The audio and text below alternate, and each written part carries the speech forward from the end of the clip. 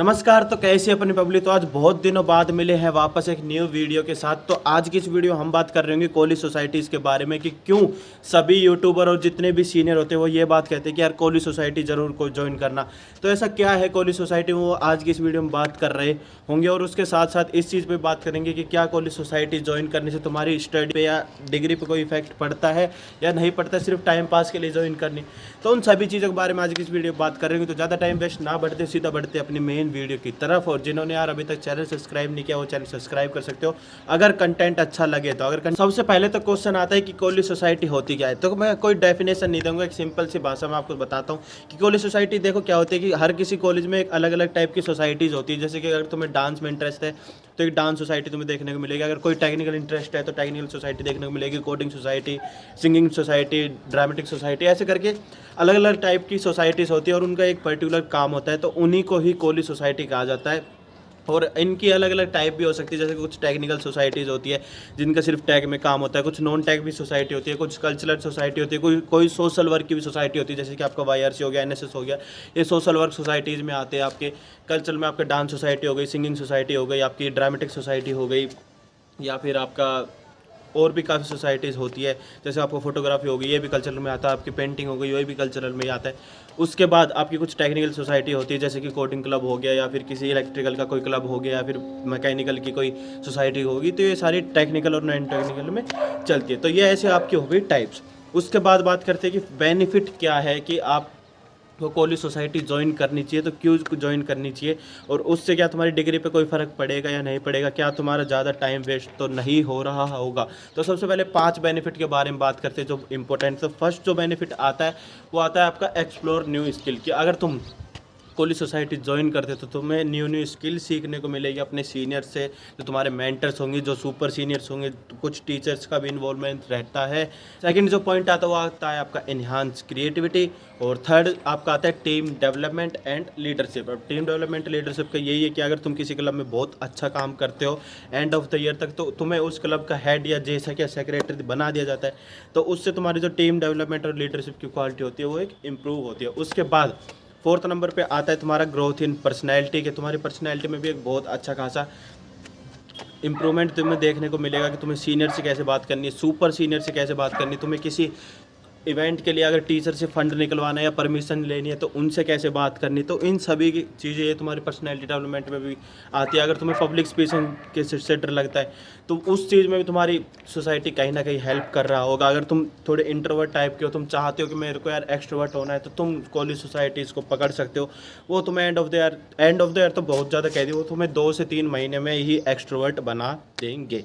उसके बाद 5th number पे आता है तुम्हारा इम्प्रूव CV कि हाँ कॉलेज सोसाइटी तुम्हारी इम्प्रूव CV भी कर सकता है। कि अगर तुम किसी टेक्निकल सोसाइटी में, कल्चरल सोसाइटी का यहाँ पे कम इन्वॉल्व करना चाहूँगा, लेकिन अगर तुम किसी टेक्निकल सोसाइटीज़ में हो, या ये मान लो अगर तुम किसी CSIT ब्रांच से बिलोंग करते हो और तुम किसी कोडिंग क्लब में हो, तो तुम अपने रिज्यूम में उसको ऐड कर सकते हो कि मैं इस कोडिंग सोसाइटी में था और मेरी यहाँ पर ये पोजीशन थी, और इस सोसाइटीज़ के साथ साथ मैंने ये प्रोजेक्ट बनाया, या इस सोसाइटी से हेल्प में मैंने प्रोजेक्ट बनाया, यहाँ पे इस सोसाइटी की तरफ से मैं ये कंपटीशन खेलने गया था। इन सभी चीज़ों को तुम अपनी CV में भी इम्प्रूव कर सकते हो। उसके बाद जो सबसे ही इम्पोर्टेंट चीज़ है कि यार अगर तुम हॉस्टल स्टूडेंट नहीं हो और दूसरा तुमने कोई कॉलेज सोसाइटी ज्वाइन नहीं करी, तो जो तुम्हारी कॉलेज लाइफ है वो बहुत ही ज़्यादा बोरिंग होने वाली है, ये मैं लिख के दे सकता हूँ।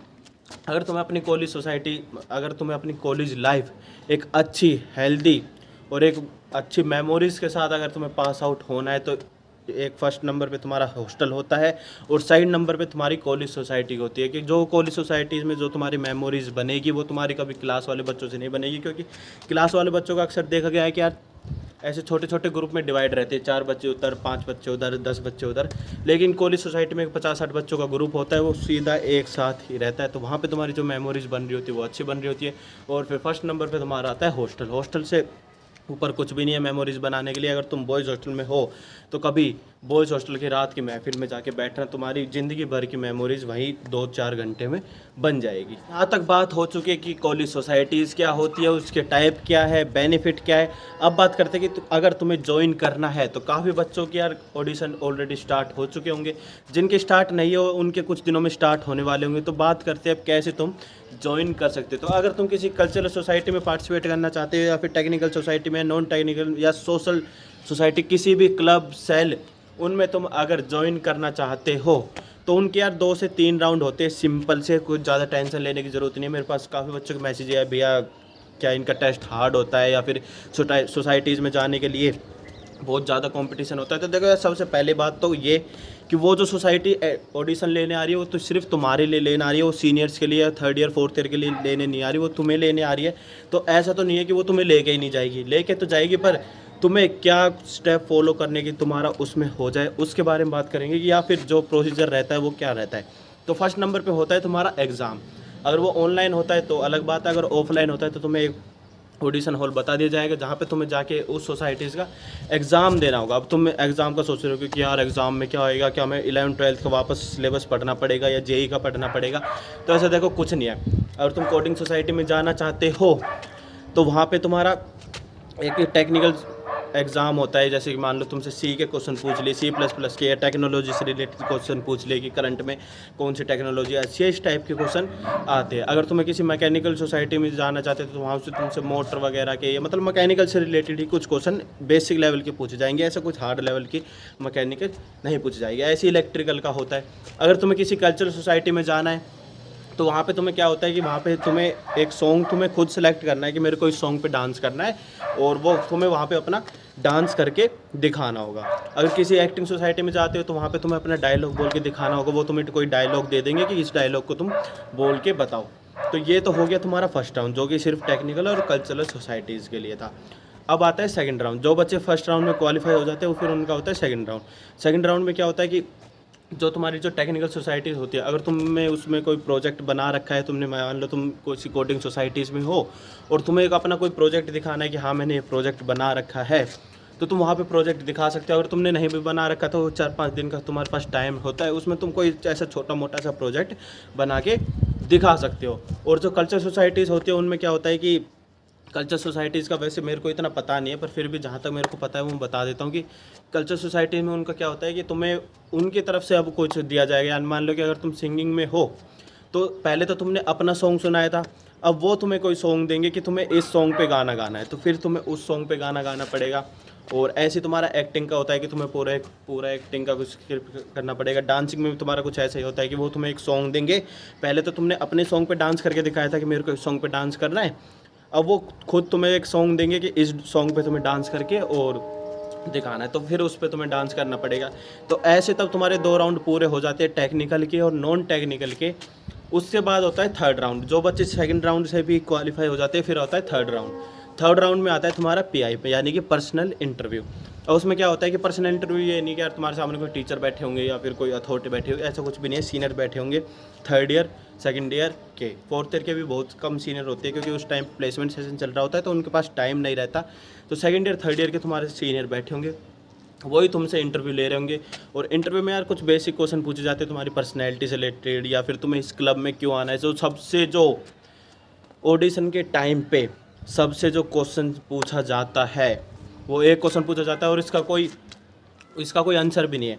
सबसे पहले ये पूछा जाता है कि तुमने अब तक कौन से क्लब के ऑडिशन दिए हैं, और तुमने बता दिया मैंने इसके दिए हैं।